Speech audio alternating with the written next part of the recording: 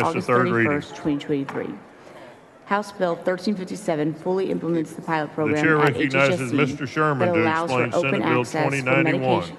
medication-assisted Members, you've heard the treatments through explanation of Medicaid by Senate Bill removing the sunset date 2091. from Is there statute. objection and consideration? Implementation of Chair this hears none. legislation The chair will ensure lays that out Senate Bill Texans continue to have 2091. access The to these clerk will life-saving read the bill. medications SB when they are 2091 most by critically West. needed. The following Thank you. local and consent approved floor amendment. The clerk will read the amendment. Members, any questions?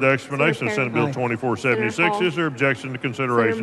The chair hears none. The chair lays out Senate Bill 2476. The clerk will read the bill. SB 2476 by Zafrini. The question occurs on passage third reading of Senate Bill 2476. Is there objection? Chair hears none. Senate Bill 2476 is passed to third reading. Chair recognizes Mr. Bryant to explain Senate Bill 2493. Property code. Members, you've heard the explanation of Senate Bill 2493. Is there objection to consideration? The chair hears none.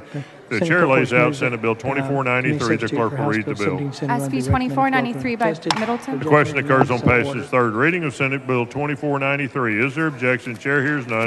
Senate Bill 2493 is passed to third reading. Senator Colcourt sends up committee sub. Chair recognizes Mr. Allison to explain Senate Bill 2612. Members, you've heard the explanation of Senate Bill 2612. Is there objection to consideration? The chair hears none. The chair lays out Senate Bill 2612. The clerk will read the bill. SB 2612 by Flores. The question occurs on passage third reading of Senate Bill 2612. Is there objection? The chair hears none. Senate Bill 2612 is passed to third reading. $25 million in House Bill 1 potentially. Contingent on the passage of this bill. Members, the next two require record votes. They are resolutions. We're going to leave that in. The chair recognizes Mr. Manuel to explain SCR 13. The goal is to get. Members, you've heard the explanation of SCR 13. Is there objection to consideration? The chair hears none. The chair lays out SCR 13. The clerk will read the bill. SCR 13 by West. The question occurs on the adoption of SCR 13. This is a record vote. The clerk will ring the bell. I know, Senator Hancock, we've talked about Tarrant County was kind of late to the scene. Show Mr. Hunter voting aye. It's $2.321 billion. I really felt like there was not as much emphasis on the adolescent beds. You know, we're attacking forensic. We're looking at those civil beds. Most communities go, oh yeah, we want the civil beds. We don't want Mr. forensic beds. voting We have to have aye. maximum Have all security. members voted? Non-maximum security forensic beds. The largest part of the wait list is There being forensic. 143 It is a ayes, civil 0 rights nays. issue. But on the flip side, The resolution we is see a adopted. manifestation in some of the mental health issues. The chair recognizes in our Mr. state, Hunter to explain especially SCR 42. post-pandemic. Special Hurst We are Day. going to Members, you've heard the deal explanation with of what we did SCR during the pandemic, 42. with our children. Is there keeping them out of objection to schools, consideration? The and, chair hears this is a none. The nationwide chair lays issue. out SCR 42. The clerk will read the bill. You know, SCR 42 by solidarity Hinojosa. of what we The did question during that occurs time on of passage, on the adoption of SCR 42. So Is there this bill, objection? The chair hears none. Representative The John clerk, this is a and record I, vote. The clerk will read the bill. have ring the had many bell. conversations on this.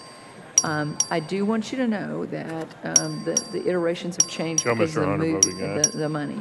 There's two things that have been added. As Have is all typical, members voted? We used to have the Nelson amendment. We were Have all actually members voted? this session putting sunset dates There being on grant 142 ayes, programs. That's a 0 great nays. practice. The resolution is You put adopted. something in statute and it sits there and it languishes for years and it might not get funding. You saw Senator Huffman do it on a bill she carried the other day. That's what she added on the floor so I added a sunset date because I don't think that we should be in the practice of building children's hospitals. Those are nonprofits or for-profits, and that's the way we should do it.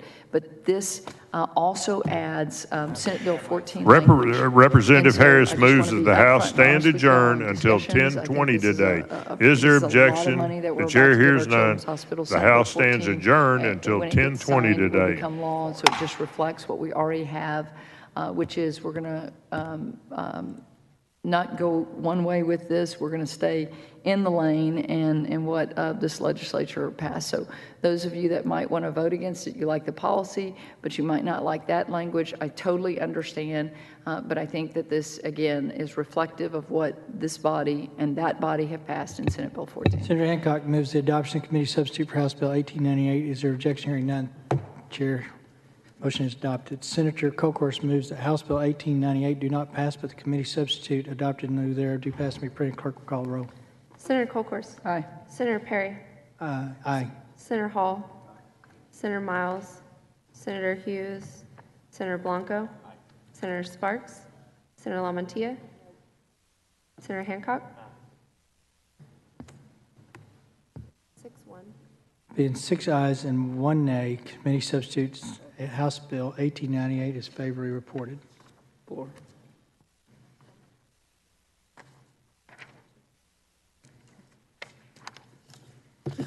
Chair lays out as a matter of pending business, House Bill 2512. Senator Hancock moves that House Bill 2512 be reported to the Senate with the recommendation that it do pass and be printed. Clerk will call the roll. Senator Colcourse. Aye. Senator Perry. Aye. Senator Hall. Senator Miles. Senator Hughes. Senator Blanco. Aye. Senator Sparks. Aye.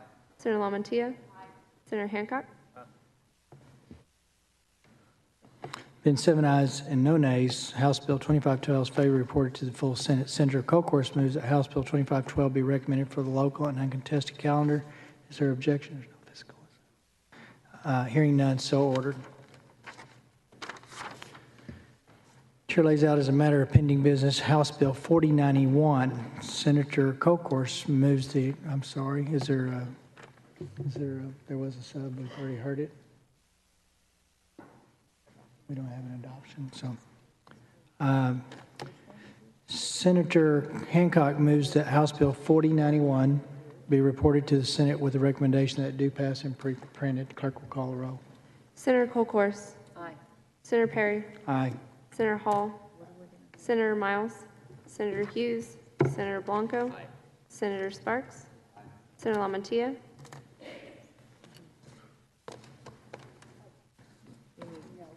No. Senator Hancock. Been 6 ayes and 1 nay. House Bill 4091 is favor reported to the full Senate. We'll send that one to the floor. Is that it? Okay.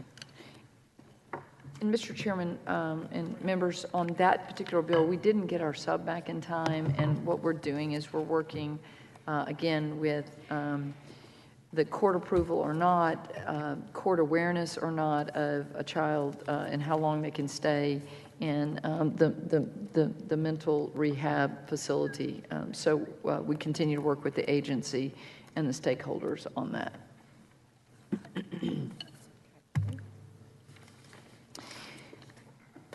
The chair lays out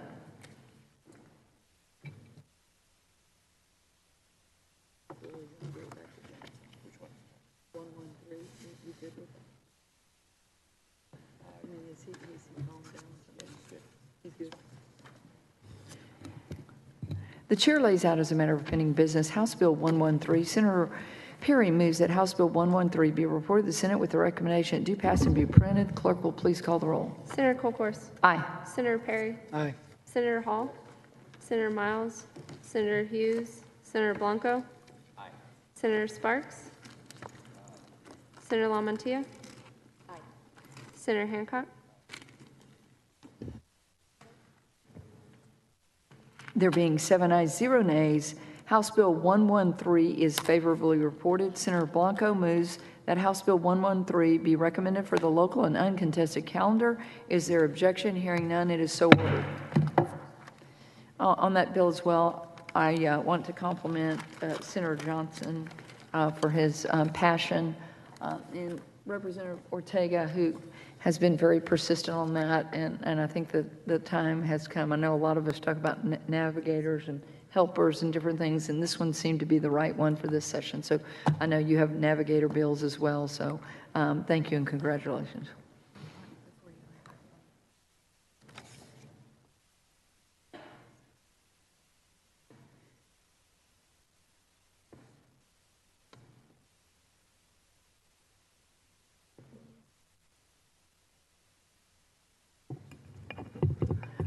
The chair lays out as a matter of pending business House Bill 181. Senator Perry moves that House Bill 181 be reported to the Senate with the recommendation it do pass and be printed. Clerk will please call the roll. Senator Colcourse. Aye. Senator Perry. Aye. Senator Hall. Senator Miles. Senator Hughes. Senator Blanco. Senator Sparks. Senator LaMantia. Senator Hancock. There being 7 ayes, 0 nays, House Bill 181 is favorably reported.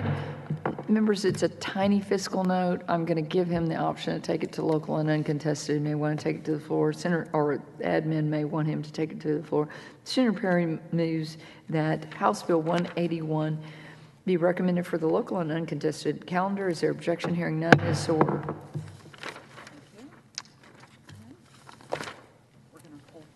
Did we do 299?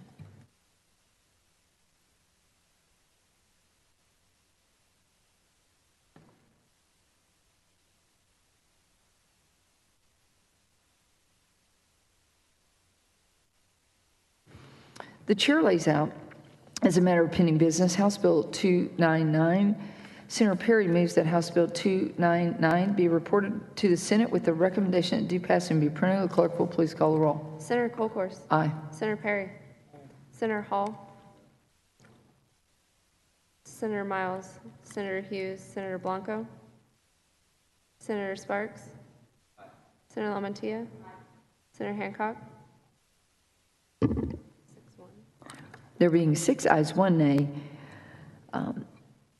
House Bill 299 is favorably reported.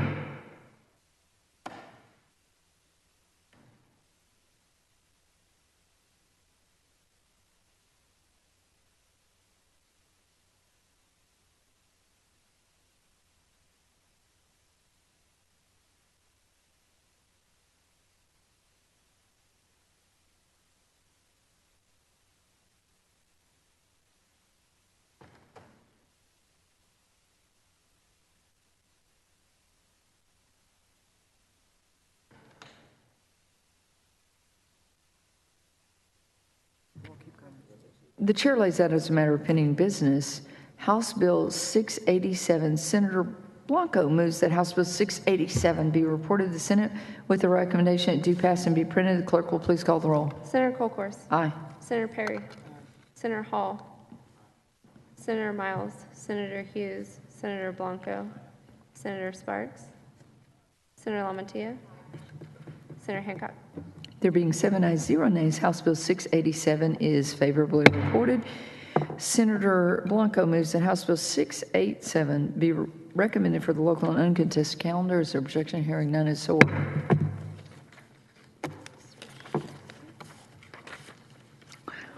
The chair lays out as a matter of pending business House Bill 729. Senator Perry moves that House Bill 729 be reported to the Senate with the recommendation it do pass and be printed. The clerk will please call the roll. Senator Colcourse. Aye. Senator Perry. Senator Hall. Senator Miles. Senator Hughes. Senator Blanco. Senator Sparks. Senator LaMantia. Senator Hancock. There being 6 ayes, 1 nay, HB 729 is favorably reported.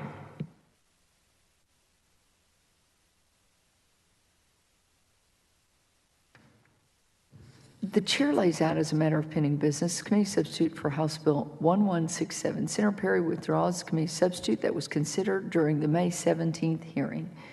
Senator Perry moves that House Bill 1167 be reported this.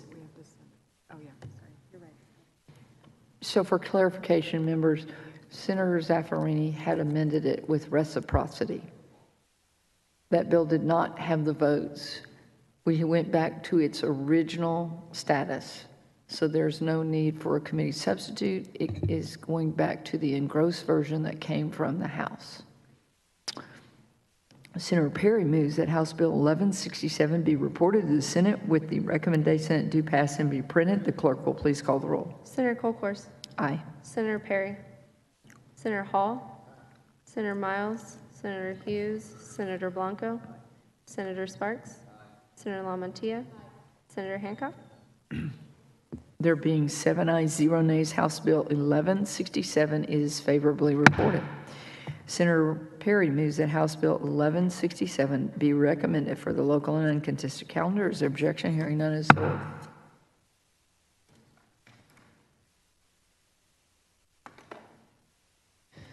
The chair lays out as a matter of pending business committee substitute for House Bill 1287. Senator Blanco moves to withdraw the committee substitute for House Bill 1287, which was considered during the May 17th hearing. Is there objection? Hearing none, it is so ordered. Senator Blanco sends up a new committee substitute for House Bill 1287, and Senator Blanco is recognized to explain the differences. Thank you, Madam Chair. Members, the new committee substitute revises Section 2 to clarify that the updated vehicle asset limits apply to applications, recertifications, and reported changes on or after the effective date. Members, any questions? Senator Blanco moves the adoption of the new committee substitute for House Bill 1287. Is there objection? The chair hearing none, it is so ordered. The motion is adopted. Senator Blanco moves that House Bill 1287 do not pass, but the new committee substitute adopted in lieu thereof do pass and be printed. The clerk will please call the roll. Senator Colcourse. Aye. Senator Perry. Senator Hall. Senator Miles. Senator Hughes. Senator Blanco. Senator Sparks. Senator LaMontia. Senator Hancock. There being 8 ayes, 7 ayes, 0 nays, committee substitute to House Bill 1287 is favorably reported. Senator Blanco moves that committee substitute for House Bill 1287 be recommended for the local and uncontested calendar. Is there objection? Hearing none, it is so ordered.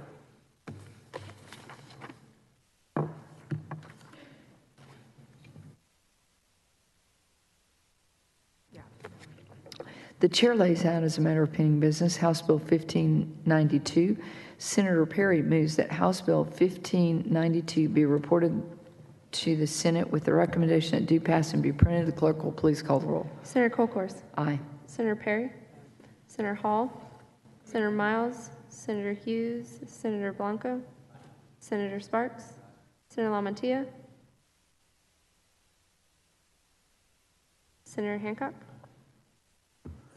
There being 7 ayes, 0 nays, House Bill 1592 is favorably reported. Senator Blanco moves that House Bill 1592 be recommended for the local and uncontested calendar. Is there objection? Hearing none, is so ordered.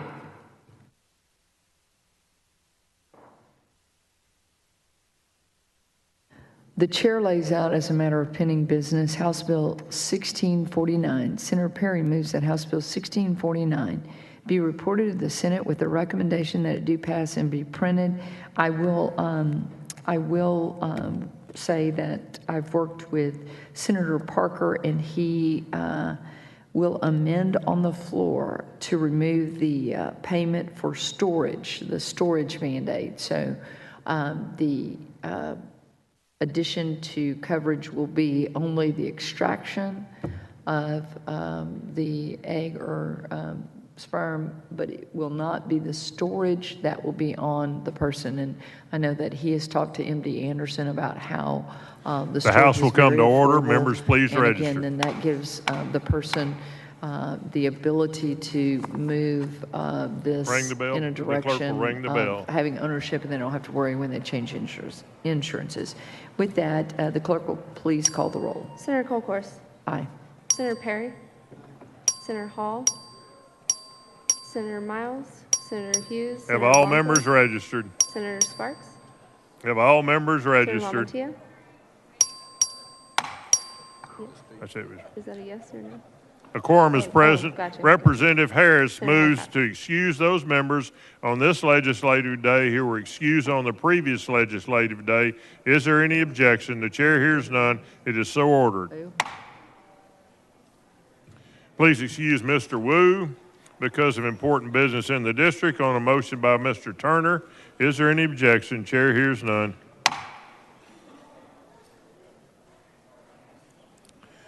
Representative Harris moves to suspend all necessary rules to take up and consider at this time on third reading and final passage the bills on the local consent and resolutions calendar to be read by bill number and author only, which were considered on the previous legislative day. Is there any objection? Chair hears none and the rules are suspended.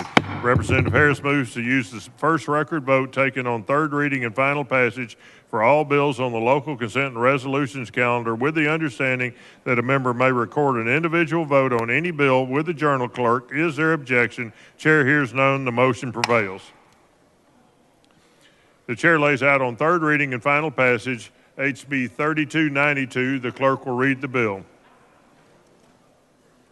HB 3292 by Basu. Chair recognizes Mr. Basu to explain the bill. Thank you, Mr. Speaker. Members, this relates to the The Sweeney question Hospital occurs District. on final passage of House Bill 3292. This is a record vote. The clerk will ring the bell.